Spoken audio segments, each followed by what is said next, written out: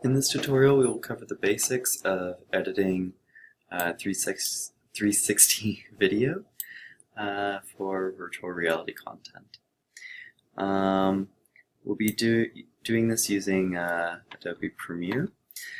So after you have stitched your videos, it's time to start editing them into something more useful. So I'm just click and drag this over, and you'll notice when I drag over a piece of content from the media browser, it splits.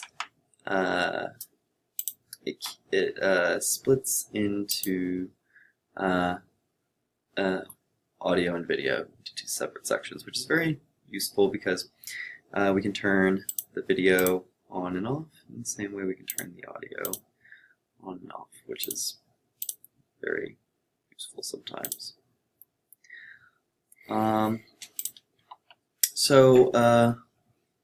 There's a lot we could get into because Premiere Pro is a very complicated piece of software. So what we're going to do is we're just going to show you the basics of how to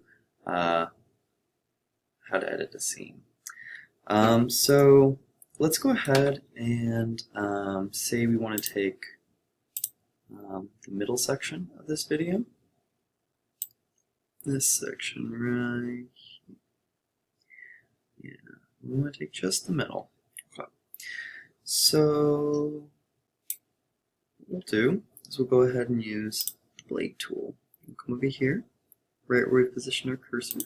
Just cut that section off. And then follow this through over here. And we'll say we want that part. We'll cut that section off too, just for example. And then what we can do is go ahead and select delete these other bits. Then we can pull in, say, another clip. Like we'll take this from the media browser here and drop that right there. So let's say we want to transition these two scenes into each other. The thing to keep in mind is whatever is closest to the top is what takes precedence in the video. So you can see right here, this is the second clip, the Guile.mp4. And if we go along, when we get to here, it'll jump to whatever's on top, which is Guile Frame. The colors look a little funky inside this particular Guile clip, so let's do some color correction. Let's go up here to color. We get this whole spectrum of things that are very complicated, and this in particular is very, very pretty, but you probably won't need that. So we'll come over here to the right side, and we'll play with some very basic tools. One kind of quick and dirty trick is to just amp up the saturation a little bit, because that makes all of those colors like really, really pop. And you can bring up the vibrance a little bit too. You just want to be careful that it doesn't turn too much like that and it becomes full-blown psychedelic, which is really, really great for artistic purposes, but not for the sake of this particular video or for who your client might be. We can also sharpen things up a little bit, and you can see how this tool just goes from blurry to extremely sharp. Play around with that. And then the faded film kind of just compresses the colors a little bit. And you play around with that, and then surround the intensity. And these are really just the basic tools that you're going to need to color correct most of your videos and give them a little bit more vibrancy and a little saturation, because the compression usually results in a lot of loss of colors. But if you come in here, we can start playing around with like our shadows and our midtones and our highlights. So we can look over here and our shadows. Let's say we want them to be a little bit more purple. This will take our shadows and move them directly into purple. Now, of course, as you can see, you have to be very, very careful when playing with this, because it can make a mess of your video very, very quickly. But if we just move this slider bar, we can darken or lighten the color that we want our shadows to be. We can also create some incredibly psychedelic effects with this.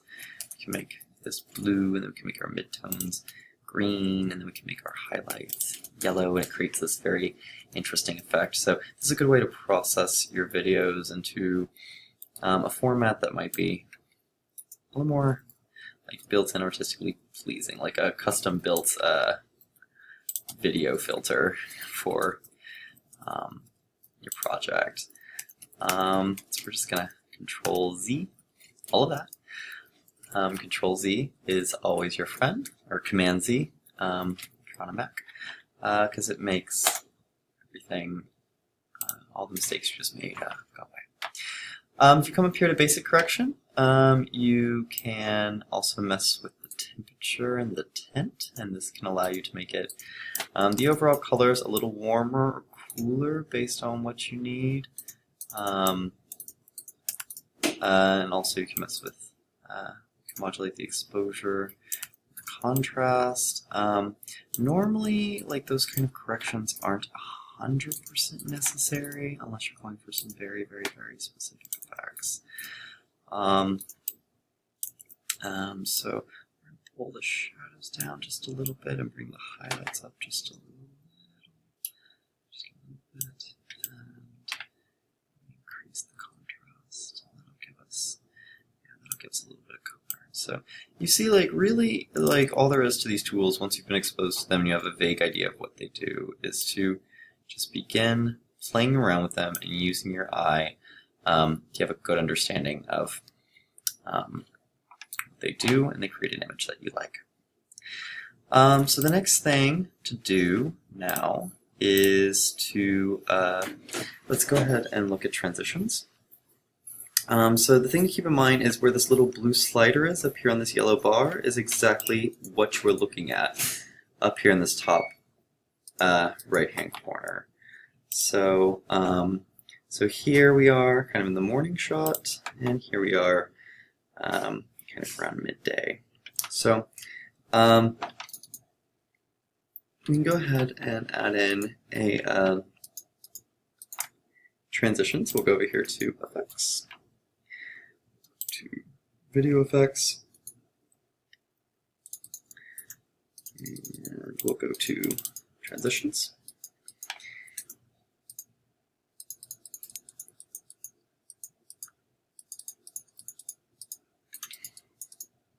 Another way to do this is you can do like this.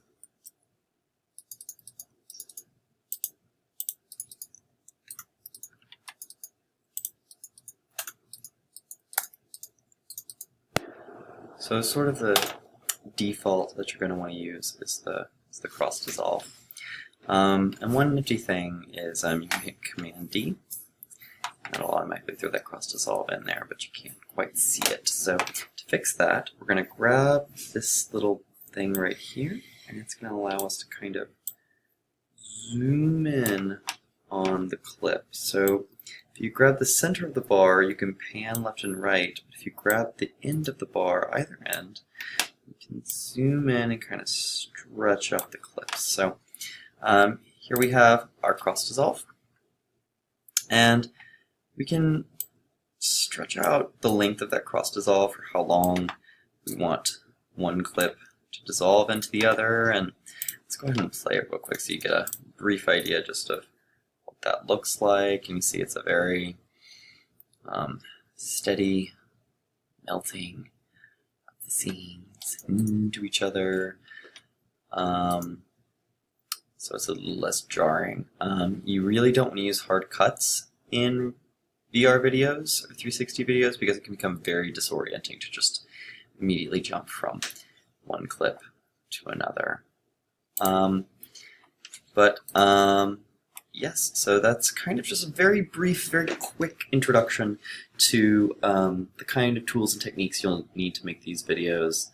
Thanks for listening.